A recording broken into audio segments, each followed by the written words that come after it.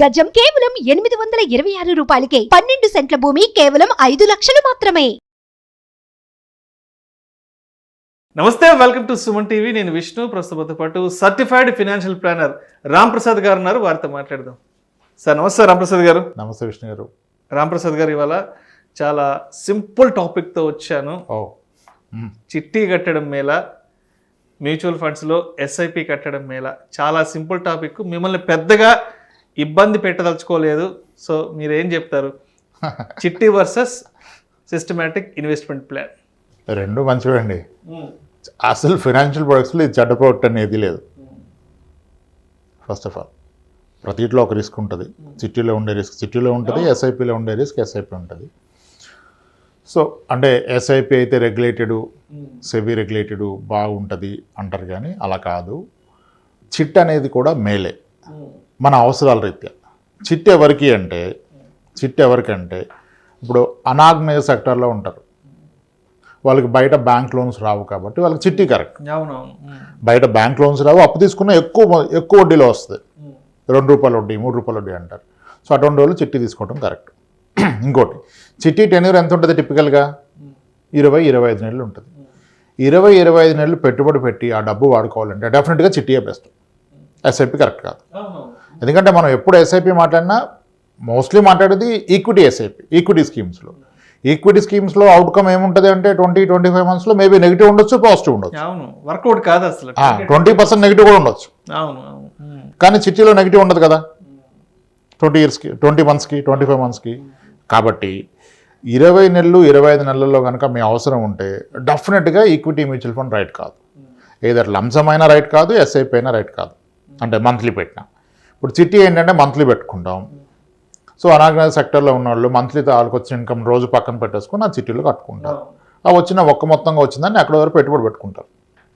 So వాళ్ళ వరకు చిట్టీనే correct. ఇప్పుడు ఆర్గనైజ్ సెక్టర్లో ఉండి కూడా ఫైనాన్షియల్ ఇండిసిప్లిన్ వలన అప్పులు పాలైపోయిన వ్యక్తి ఇప్పుడు క్రెడిట్ కార్డు మీద మినిమం బ్యాలెన్స్లు కట్టేస్తున్నాడు. క్రెడిట్ కార్డు మినిమం బ్యాలెన్స్ అంటే ఆల్మోస్ట్ 45-50% యాన్యువల్ ఇంట్రెస్ట్ లాగేస్తాడు వాడు.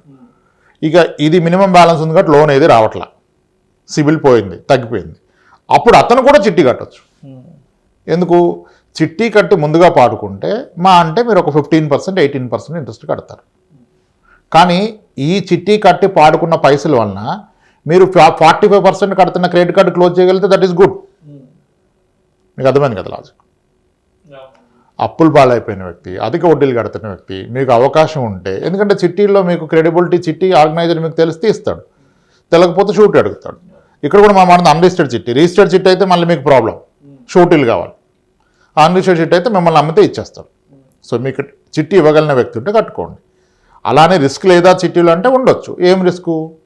డిఫాల్ట్ అవుతుంది. ఆ చిట్టి అదే బిజినెస్ ఒకసారి అర్థం చేసుకోవాలి. చిట్టి ఏంటంటే బిజినెస్. ఒక 20 మంది గ్రూప్గా ఫామ్ అయినప్పుడు ఆ గ్రూప్లో ఎవరికైతే అవసరం ఉందో వాళ్ళు లాస్కు పాడుకుంటే వాళ్ళ లాస్ని అందరూ పంచుకుంటారు. అంతే కదా? ఒకటి అవసరాన్ని ఆసరాగా తీసుకుని అందరూ డబ్బులు పంచుకోవటమే చిట్టి. సరే, అలాగైనా ఒక అవసరానికి పనికి వస్తుంది కదా. ఆర్గనైజర్ ఒక 5% తీసుకుంటాడు. ఎవరైనా డెస్పరేట్గా ఉండే అవసరం వాళ్ళు పాడుకుంటే మీకు ఆ డిస్కౌంట్ అనేది అందరికీ వచ్చేస్తుంది. అదొకటి. ఇంకోటి ఫిక్స్డ్ చిట్టి ఉంటుంది. మీరు ముందుగా పాడుకుంటే పలానా వడ్డీ కడతారు, ఇంకా ఎవ్రీ మంత్ డ్రా తీస్తారు, ఎవరికొకరికి ఇస్తారు. అదో ఆప్షన్ అయితేనేమో పాట పాడతారు. సో చిట్టీలో ఏంటంటే ఒకళ్ళ అవసరాన్ని మనం అవకాశంగా వాడుకొని మనం తక్కువ పడతాం. చివరి దాకా ఉంటే మనకు ఒక 10-12% రిటర్న్ వస్తుంది. 10-12%, but that is guaranteed. That's guarantee return. మరి ఎస్ఐపిలో 20 నెలల్లో రాదు కదా. సమస్య లేదు అసలు. అంటే రావచ్చు, ఎక్కువ రావచ్చు, 20% కూడా రావచ్చు, కానీ వస్తుందని గ్యారంటీ లేదు. ఇక్కడ గ్యారంటీ ఉంది చిట్టీలో. కానీ అనదర్ ప్రాబ్లం ఏంటంటే చిట్టీలో ఏమన్నా అటు ఇటు అయితే, అటు ఇటు ఎలా అవుతుందంటే, డిస్క్లైమర్ అది కూడా చెప్పాలి మనం. అటు ఇటు ఎందుకు అవుతుంది అంటే సింపుల్ అండి. ఒక ఆర్గనైజర్కి వచ్చేది 5% పర్ మంత్. ఆ చిట్టి అమౌంట్లో 5% ఆర్గనైజర్ తీసుకుంటాడు కదా. ఇప్పుడు 20 మంది ఉన్నారు. ఆ 20లో ఒక్కడు ఎగ్గొట్టాడు అనుకోండి, ఆర్గనైజర్ కమిషన్ మొత్తం ఫర్ ద చిట్టి పోయింది. సో అప్పుడు ప్రాబబ్లీ ఆయన మేనేజ్ చేస్తాడు. దాంట్లో ఇద్దరు ఎగ్గొడితే ఏం చేస్తాడు? ఆర్గనైజర్ చేతులు తెస్తాడు. That's the problem. Intentionally wrong చేసి ఆర్గనైజర్స్ కూడా ఉండొచ్చు, బట్ మోస్ట్లీ ఇలానే జరుగుతుంది. అంతా పైకి బాగానే కనపడుతుంది. ఒక 2-3 డిఫాల్ట్ చేస్తే ఆయన ఏం చేయగలడు? అది కాబట్టి మీకు నమ్మకం ఉన్న వ్యక్తులు ఉన్నారు, ఎప్పటి నుంచి చేస్తున్నారు, వాళ్ళ అసెట్స్ ఉన్నాయి, ప్రాపర్టీస్ ఉన్నాయి, మీకు తెలుసు అంటే కట్టండి. కానీ మీరు కనుక అన్రిజిస్టర్డ్ చిట్టికి వెళ్తే వాళ్ళు మీ దగ్గర క్యాష్ తీసుకొని క్యాష్ ఇస్తారు కదా. ఇప్పుడు ఆ క్యాష్ నేను నా బిజినెస్లో వాడుకుంటా అంటే ఓకే, కానీ ఒక ట్యాక్స్ పేయర్ వెళ్ళి నేను చిట్టి కడతాను, నేను 30% ట్యాక్స్ కట్టాక ఈ డబ్బులు తీసుకుని చిట్టీలో కట్టి క్యాష్ తీసుకుంటే అది problem. That's not right. Okay, that's not right. చిట్టీలో రిస్క్ ఉంది, బట్ కొందరికి చిట్టీనే కరెక్ట్. అసలు 20 నెలలకైతే చిట్టి కరెక్ట్, అది రిజిస్టర్డ్ చిట్టి అయినా కరెక్టే.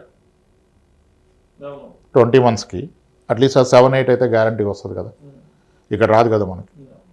సో కాబట్టి చిట్టీలు రాంగ్ అయితే కాదు. చిట్టి పర్పస్ వేరు, ఎస్ఐపి పర్పస్ వేరు. చిట్టి అనేది షార్ట్ టెన్యూర్కి 20-25 monthsకి చిట్టీనే కరెక్ట్. కానీ అక్కడ రిస్క్ ఏదంటే డిఫాల్ట్ రిస్క్ ఉంది. ఇప్పుడు రిజిస్టర్డ్ చిట్స్ కూడా చాలా స్ట్రగుల్లో ఉన్నాయి. ఇప్పుడు ఆల్రెడీ కొన్ని నడుస్తున్నాయి కదా రిజిస్టర్డ్ చిట్లు, పెద్ద చిట్స్. వాళ్ళు మీడియా ముందుకు వచ్చారు, చెప్పేశారు అన్ని బ్రాంచ్లు ఓపెన్, కలెక్షన్ వచ్చాక ఇస్తాడు, కోర్టులో కేసులు ఫైల్ అయిపోయినాయి, నడుస్తున్న చిట్స్ చాలా ఉన్నాయి. ఆ రిస్క్ ఉంటుంది. కానీ టెన్యూర్ పరంగా 25 monthsకి 3 years లోపు అయితే మ్యూచువల్ ఫండ్ ఎస్ఐపి కరెక్ట్ కాదు, చిట్టీనే కరెక్ట్. ఆ చిట్టీలో మీరు కేర్ఫుల్గా కట్టండి. లేదా ఇనిషియల్గా చెప్పిన విధంగా ఆ పరమైన ఇబ్బందులు ఉన్నాయి, ఎక్కువ వడ్డీలు కట్టే అప్పులు ఉన్నాయి, తక్కువ వడ్డీలో చిట్టీలో పాడుకోవచ్చు అంటే మీరు చిట్టీకి వెళ్ళిపోండి. చిట్టి ఇది ఆల్సో రైట్, అంతే. ఇక్కడ బ్యాడ్ ప్రొడక్ట్ ఏది లేదు. దేని అడ్వాంటేజెస్ దానికి ఉంది. కాకపోతే దాంట్లో ఉన్న లాభ నష్టాలు ఏంటనేది మనం ముందే బేరీజ్ వేసుకోవాలి. లాభ నష్టాలు మన అవసరాలు. లాభ నష్టం కూడా కాదు, ముందు అవసరం. ఇది నాకు సొల్యూషన్ అనుకుంటే దీనికి వెళ్ళిపోవచ్చు. అలా కాదు, తెలిసినోడు ఉన్నాడు, వేస్తున్నాడు, నేను పెడతాను అంటే పర్పస్లెస్. అవసరం లేదు, పెడతాను, వస్తే ఏదో ఒకటి చేస్తాంటే అనవసరం. అది వస్తే ఏదో అవసరం క్లియర్గా తెలిస్తే దాని నిమిత్తం పెట్టుకోండి. ముందైతే కడదాము, డబ్బులు ఎక్స్ట్రా ఉన్నాయి కదా, చిట్టి కడదాం, వచ్చాక ఏదో చేద్దామంటే రాంగ్ ఇన్వెస్ట్మెంట్ అవుతుంది తర్వాత కూడా. ఎస్ఐపి గురించి ఇంకొంచెం డీటెయిల్గా వెళ్దాం. అంటే ఏంటి మీ ఉద్దేశం అంటే ఎస్ఐపి గురించి డీటెయిల్గా అంటే ఇప్పుడు చిట్టీకి సంబంధించి చాలా డీటెయిల్డ్గా మాట్లాడుకున్నాం. ఎస్ఐపికి సంబంధించి కూడా దాని టెన్యూర్ గురించి అండ్ ఎస్ఐపిలో మనకి ఎలాంటి స్కీమ్స్ పనికి వస్తాయి అండ్ ఎలాంటి రైట్ ప్రోడక్ట్ని సెలెక్ట్ చేసుకోవాలి కూడా దాని గురించి కూడా ఇంకొంచెం ఎలాబొరేట్గా మాట్లాడుకుందాం. సార్, ఎస్ఐపిలో మీకు హ్యూజ్ కేటగిరీస్ ఉన్నాయి, వస్తున్నాయి కొత్తగా. అవును. ఇప్పుడు ఎక్కువ మంది మాట్లాడేది రిటర్న్ చూపించాలంటే మనకి స్మాల్ క్యాప్ ఫండ్స్ మాట్లాడుకోవచ్చు. లాస్ట్ 10 years రిటర్న్ 20-23 అవి స్టాండర్డ్ కాదు. ఇప్పుడు small cap return last 10 years 20 మాడుతున్నారు, కానీ versus small cap mid cap చూస్తే లాస్ట్ 15 years రిటర్న్స్లో స్మాల్ క్యాప్స్ కన్నా మిడ్ క్యాప్సే ఎక్కువ ఇచ్చాయి. ఓకే, ఇండెక్స్ ఫండ్లు బాగుంటాయని అంటున్నారు, కానీ ఇండెక్స్ బాగుంటుంది, ఈటీఎఫ్ బాగుంటుంది అంటున్నారు, కానీ మీరు any mid cap fund or flexi cap or multi cap, earlier multi cap, flexi క్యాప్లో చూసుకుంటే even including hybrid equity funds like multi assets funds, hybrid equity funds 15-20 years return చూసినట్లయితే అవి కూడా 19, 20, 23 ఇచ్చినాయి. మరి ఆ పీరియడ్లో సెన్సెక్స్ ఇవ్వాల, ఆ పీరియడ్లో సెన్సెక్స్ మీకు అంత రిటర్న్ ఇవ్వాల, 15% ఇచ్చింది factoring dividends. And active manage funds అవి గివెన్ ఏ బెటర్ రిటర్న్. అది కూడా ప్యూర్ ఈక్విటీ కాదు, hybrid funds. Equity exposure 60%, remaining 35 డెట్లో ఉంది, ఆర్ఈఐటీస్లో ఉంది, కమోడిటీస్లో ఉంది. అదే చాలా బిగ్ మార్జిన్తో బీట్ చేశాయి ఇండెక్స్ని. సో ఫండ్స్లో ఇది రైట్ అని చెప్పలేం, it's all based on the need. Sectoral funds ఉన్నాయి, అద్భుతంగా ఇస్తున్నాయి. ఇప్పుడు మనం స్పెల్ అవుట్ చేస్తే అది కొనేస్తారు, దట్స్ రాంగ్. స్పెల్ అవుట్ చేస్తే కరెక్ట్ కొనేస్తారు అంటే నిజమే, చెక్ చేస్తే అది నిజం అనిపిస్తుంది. నిజం అంటే ఎక్కువ వచ్చింది అనుకుంటారు, అది కాదు. మీ అవసరాన్ని పట్టి ఫండ్, అది మీరు పెడుతున్న అమౌంట్ ఒక ఫండ్లో పెట్టకూడదు కదా, మల్టిపుల్ స్కీమ్స్. మళ్ళీ ఎన్ని స్కీమ్స్ అంటే అది కూడా రూల్ లేదు. మీకు ఎన్ని రిక్వైర్మెంట్స్ ఉన్నాయి వాటిని బట్టి కదా. సో నా ఒపీనియన్ ఒకటి ఉండొచ్చు, వేరే వాళ్ళ ఒపీనియన్ మేబీ వాళ్ళు కూడా రైట్ కావచ్చు. మనం 5-6 స్కీమ్స్ బియాండ్ ఈక్విటీలో ఎస్ఐపికి వెళ్ళకూడదని నాదొక feeling. I use certain strategies. అంటే ఆ 5-6 కూడా ఫ్రమ్ 5-6 డిఫరెంట్ ఏఎంసీస్ తీసుకుంటా. ఏఎంసీ స్పెసిఫిక్ రిస్క్ వద్దు, కేటగిరీ కూడా అన్ని కవర్ చేసే ప్రయత్నం చేస్తాం. That is again based on the need. So కొన్నిసార్లు ఒక సెక్టర్లో ఆపర్చునిటీ కనపడుతుంది. ఇప్పుడు మనకి స్టాక్స్ గురించి అయితే మాట్లాడడానికి హ్యూజ్ సబ్జెక్ట్ ఉంటుంది. డివిడెండ్ డీల్ స్టాక్స్ కొనని అంటారు కదా, డివిడెండ్ ఫండ్స్ ఉన్నాయి, ఆ స్టాక్స్ అయితే ఫండ్ మేనేజర్ ఉంటాడు కదా. డివిడెండ్ ఫండ్స్ అంటే డివిడెండ్ డీలింగ్ స్టాక్స్ కొంటాడు. There are hybrid funds which are very successfully giving 9% dividend for the last 3-4 years. 9% per year dividend in spite that capital పెరిగింది, అనేవి పెరిగింది. దేర్ ఆర్ ఫండ్స్, ప్రతి requirement బట్టి funds. ఇప్పుడు ఎన్ని ఫండ్స్ ఉన్నాయి, ఎన్ని కేటగిరీస్ ఉన్నాయి, that is of no use కదా. నా అవసరానికి ఏ కేటగిరీ కరెక్ట్ అనేది ఇంపార్టెంట్. సో అయితే ఇప్పుడు మ్యూచువల్ ఫండ్ ఇన్వెస్ట్మెంట్స్లో అంటే మనం ఒక ఎస్ఐపి చేస్తున్నప్పుడు దాని మీద కంప్లీట్ రిటర్న్స్ తీసుకోవాలి అంటే కనీసం ఎన్ని సంవత్సరాల టెన్యూర్ మనం మినిమం స్టే చేయాలి అంటారు? I say 8 years.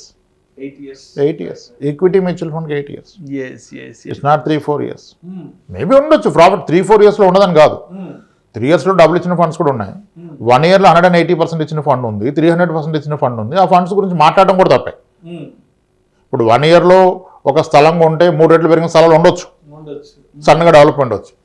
అలాగే ఫండ్ ఉండొచ్చు. ఈ రెండు కరెక్ట్ కాదు. ఎందుకంటే ఇదే రిటర్న్ మళ్ళీ రిపీట్ అవ్వదు కదా. 1 yearలో డబుల్ అయితే ఎవ్రీ ఇయర్ డబుల్ అవుతుందా? ఎవ్రీ ఇయర్ డబుల్ అయితే 5 లక్షలు పెట్టినట్టు కూడా అమ్మనే అవుతాడు. అలా కాదు. So it's all purely based on needs sir. జబ్బు తెలిస్తే మెడిసిన్ అంతే. ఏ మెడిసిన్ మంచిదని అనటం తప్పు. ముందు జబ్బు ఏదో కనుక్కోవాలి, దానికి ప్రాపర్ డయాగ్నోసిస్ చేయాలి, అప్పుడు మెడిసిన్ తీసుకోవాలి. కానీ ఏ మెడిసిన్ మంచిదని అంటే దేనికి medicine? Same is the case with funds. Funds are very complicated. అంత ఈజీ కాదు. చాలా ఉన్నాయి, అందరికీ తెలుసు. నాకు కంప్లీట్ నాలెడ్జ్ లేదు మ్యూచువల్ ఫండ్స్ మీద. I don't have full knowledge on mutual funds. ఎందుకంటే కొత్తగా ఎన్నో రెగ్యులేషన్స్ మారుతున్నాయి, డిఫరెంట్ కేటగిరీస్ వస్తున్నాయి.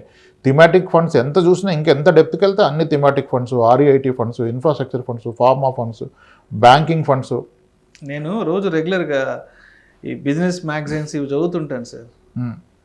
అంటే ఎన్ని రకాల ఫండ్స్ అంటే మీరు చెప్పినట్టు రోజుకో ఫండ్, వారానికో ఫండ్, గంటకో ఫండ్ వస్తుంటే ఇవన్నీ ఎక్కడ గుర్తుపెట్టుకోవాలరా బాబు అసలు. అంటే ఇవాళ మాట్లాడుకుంది రేపు అవుట్ ఉండకపోవచ్చు, రేపు మాట్లాడుకుని ఎల్లుండి ఉండకపోవచ్చు. ఇట్లా రోజుకు ఒక కొత్త ప్రోడక్ట్ మార్కెట్లోకి వస్తూనే ఉంటుంది. వస్తాయి. ఇప్పుడు గ్లోబల్ ఫండ్స్ వచ్చాయి. ఇప్పుడు ఐటీ వాల్యుయేషన్లో ఉందని చెప్పి టెక్ ఫండ్స్ ఎన్ఎఫ్ఓలు వస్తున్నాయి. మొన్న 2 AMCలు వచ్చినాయి. ఆల్రెడీ ఉన్నాయి టెక్నాలజీ ఫండ్స్. ఒకప్పుడు బాగుంది, అందరూ పెట్టారు. లాస్ట్ 2 years నెగిటివ్ ఉంది. Technology funds, IT sector funds అందరూ ఎగ్జిట్ అయిపోతున్నారు. కాదు, this the time to enter. Last 2 yearsగా పెరుగుద్దని ఆశతోనే ఉన్నాం, పెరగలేదు. ఎస్ అవుతుంది. ఇప్పుడు యాక్చువల్గా this the time to enter. కానీ ఎంత పెట్టాలనేది మళ్ళీ క్వశ్చన్. ఇప్పుడు మనం చెప్తే దోగకూడదు. మీ ఓవరాల్ పోర్ట్ఫోలియో ఎంత ఇన్వెస్ట్ చేస్తున్నా దాంట్లో ఎంత వెయిటేజ్ ఇవ్వాలి ఐటీ సెక్టర్కి. ఐటీ సెక్టర్కి మీరు వెయిటేజ్ ఇస్తే ఎన్ని ఇయర్స్ వెయిట్ చేయగలగాలి? ఈరోజు అయితే 2 years లోలో ఉంది, 36%లో ఉందని కొత్తగా ఎన్ఎఫ్ఓలు వచ్చినాయి పెడుతున్నారు. ఇప్పుడు ఏ ఎన్ఎఫ్ఓ వచ్చినా ఫండ్ హౌస్ ఇది బెస్ట్ అనే చెప్తాడు. మరి వాడి దగ్గర 60 ఫండ్స్ ఉన్నాయి, అన్ని ఎలా బెస్ట్ అవుతాయి? బెస్ట్ కాదు, నాకేది రైట్ అనేది question. So mutual fund is a big subject sir. That అంటే ఫండ్ రికమెండేషన్ కాదు, ముందు వన్ నీడ్ టు అండర్స్టాండ్ మీ నీడ్ ఏంటి, ఎప్పుడు కావాలి అది. అందుకనే అంత ఈజీ కాదు. 2-3 yearsలో రిటర్న్స్ రావు, అది బాగా గుర్తుపెట్టుకోవాలి. బట్గానే వస్తే వచ్చింది మొన్నటిదాకా అంటే ఇప్పుడు రాదు. సో మొత్తంగా ఒక ఫైనాన్షియల్ ప్రోడక్ట్ని ఎంచుకునే ముందు అది మన రిక్వైర్మెంట్స్కి ఎంతవరకు సరిపోతుంది, మన రిక్వైర్మెంట్స్ని ఎంతవరకు ఫిల్ఫిల్ చేస్తుంది, అండ్ మన ఫ్యూచర్ గోల్ ఏంటి. సో ఇవన్నీ కన్సిడర్ చేసుకొని తీసుకోవాలి. కానీ ఎవరో ఏదో స్పెల్ అవుట్ చేసి చెప్పారనో ఇంకోటనో ఎప్పుడు తీసుకోకూడదు అంటారు. అదే కదా, కొన్నిసార్లు కొన్ని స్కీమ్స్ చెప్పాం మనం. అప్పుడెప్పుడో ఎడిల్వైజ్ రీసెంట్లీ లిస్టెడ్ ఐపీఓ చెప్తే ఒక క్లయింట్ వచ్చింది, ఆమె మీరు చెప్పారు నేను పెడతాను అంటుంది. అసలు ఏ బేసిస్ మీద చెప్పాం? నేను ఇన్స్టెడ్ ఆఫ్ బయింగ్ ఐపీఓస్ మీరు రీసెంట్ లిస్టెడ్ ఐపీఓ ఫండ్ అని ఒక ఫండ్ ఉంది, ఇది బెటర్ అవుతుంది అని చెప్పాం అంతే. ఇట్స్ నాట్ దట్ మీరు పెట్టండి అని చెప్పలా. కానీ క్లయింట్ చెప్తున్నారు, నేను ఆల్రెడీ పెట్టాను సార్ మీరు చెప్పారు కదా అంటే, అరే దాంట్లో ఎలా పెడతారు మీరు?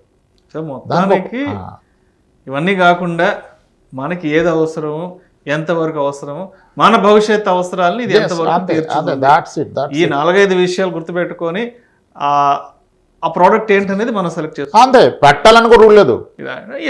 కొన్ని ప్రొఫైల్స్కి మ్యూచువల్ ఫండ్ సెట్ అవ్వదు. You don't need it. Thank you sir. Thank you so much Ramprasad గారు. రైట్ అండి. చిట్టి వర్సెస్ ఎస్ఐపి చాలా డీటెయిల్డ్గా, చాలా క్రిస్టల్ క్లియర్గా, ఒక లేమ్యాన్కి కూడా అర్థమయ్యే విధంగా చాలా సింపుల్ వేలో ఎక్స్ప్లెయిన్ చేశారు. Thank you so much sir. Right, thanks.